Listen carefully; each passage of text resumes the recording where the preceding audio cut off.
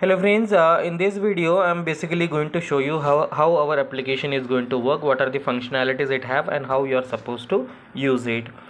Now for the testing purpose we will be sending you two APK files, one for the doctor's interface and the second one for the patient's interface.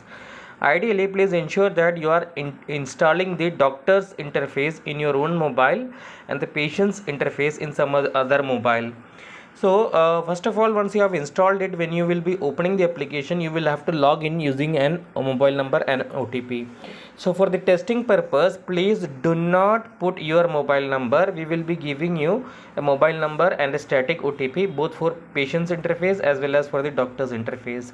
I'll repeat it again. Please do not put your mobile number and wait for the OTP. That will be activated once the application is uploaded onto the Play Store. For now this testing purpose, I will be giving you a mobile number and I'll be giving you an OTP both for the doctor's interface as well as for the patient's interface. So let's first of all see how the doctor's interface would look like. You can see that this is the main dashboard that you can see once you have installed and logged in using the OTP that I will be giving you. So once you log in, you can see that this is the home page.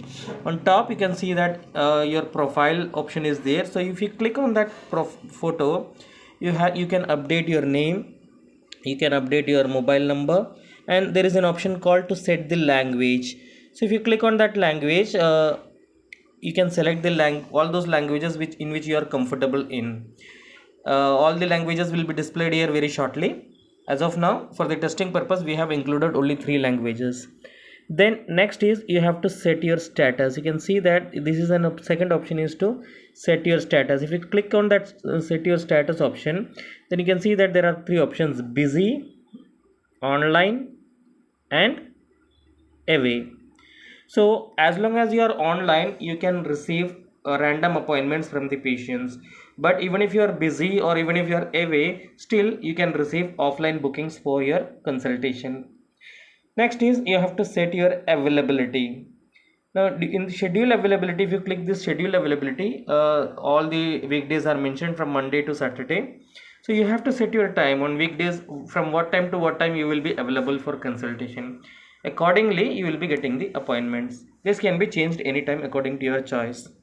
Premium members can change it anytime. Regular members will have to make it fixed, as we need a previous intimation from their side as to what time they will be online.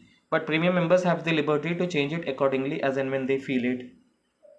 Then you can upload your photo. You click on upload your photo, you can browse and upload any photo that is already saved on your mobile. Now we will come back to the main dashboard. In the main dashboard you can see that there are 4 options. One is the today's appointment.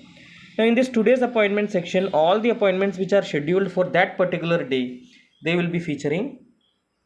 Then you have the next is the appointments. In the appointments section, all those appointments which you have confirmed, that will feature there with the date and time. When a patient will request for your appointment, that booking will come under this booking tab. So I'll show you a demo for that as well.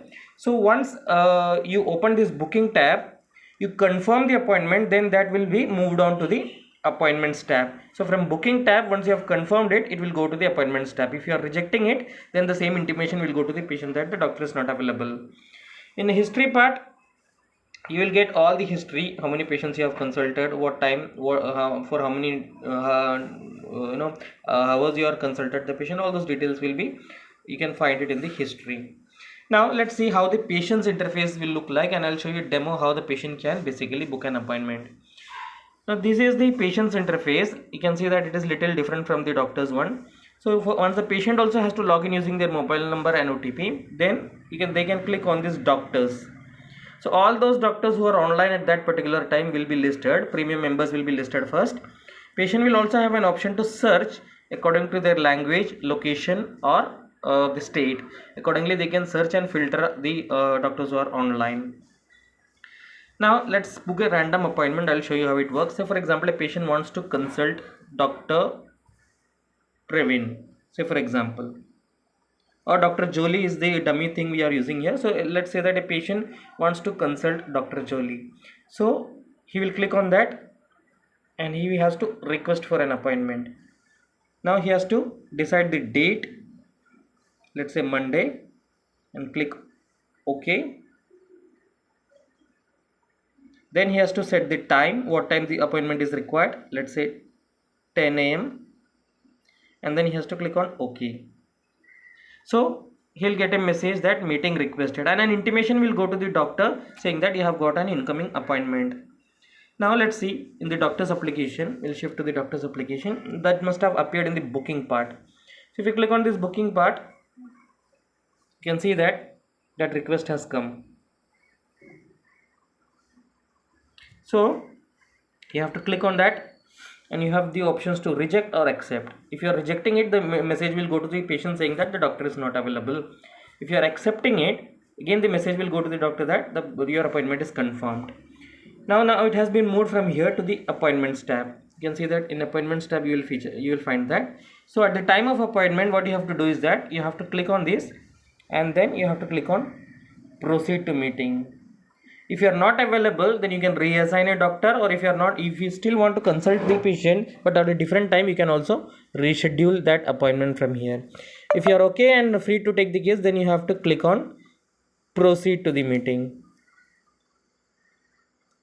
So once you click on proceed to the meeting, the patient will get an intimation. Let's go back to the patient's application. So once you click on that, the patient will get an intimation, and the patient have to click on join meeting. So depending on the preference of the patient, he can disable the video and have an audio conversation, or he can join along with the video for a video conference. You have to click on join, and then the conversation will start between the doctor and the patient. Now you can see the disturbance. See, in both the screens available. Now once the recording is started, it automatically starts getting recorded, and that recording will be available to you on web portal for later assessment and analysis.